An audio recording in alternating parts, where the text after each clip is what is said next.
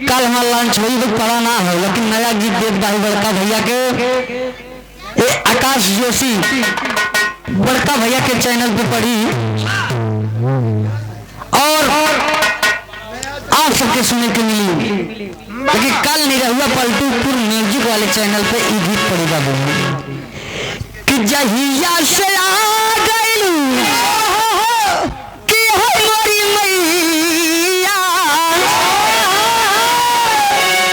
कि जहिया से आ गइलू कि हमारी मैया कि जिंदगी भइले बबिरान हो कि आवाए मैया हमारी दुआरिया शीतला मैया हमारी दुआरिया दर्शन दे दाए का पार हो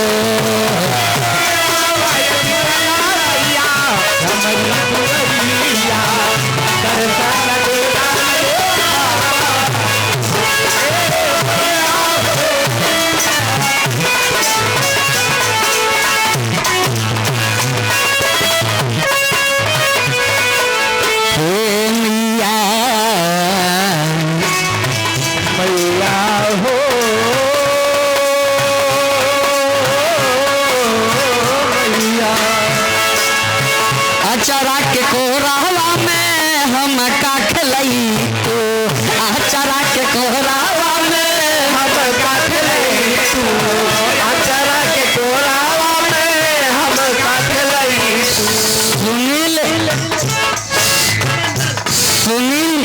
मित्र मंडल 1001 रुपये पुरस्कार बड़े भैया की तरफ बार बार पहले की नमन बा आशीर्वाद पे कंचम माई दुर्गा बनाए रहे बड़का भैया के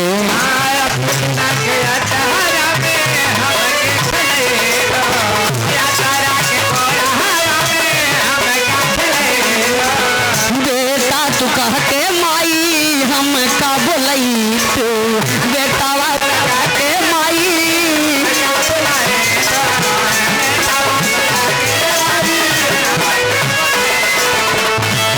दिया ना जला के माई करे हम पूजनिया दिया ना जला के मैया करे हम पूजनिया दिया ना जला के हम करे हम पूजनिया दिया ना जला के मैया हो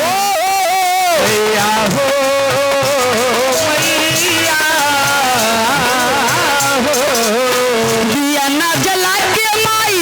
करे हम पूजा लिया सुन ले हमारा पुकारा हो आवाए मैया हमारी दुआरिया आवाए शीतला मैया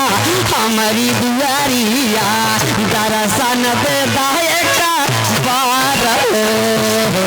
आवाए शीतला मैया हमारी दुआरिया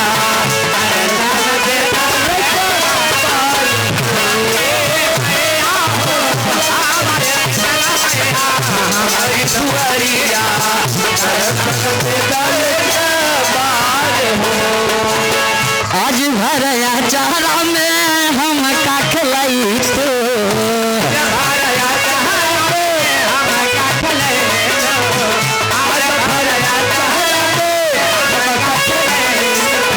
रमेश नीराहू के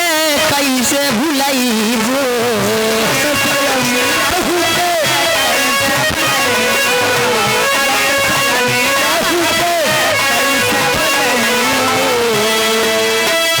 आज बड़ी सौभाग्य की बात है बड़का भैया कि हमारे गोरखपुर से चल के आए हुए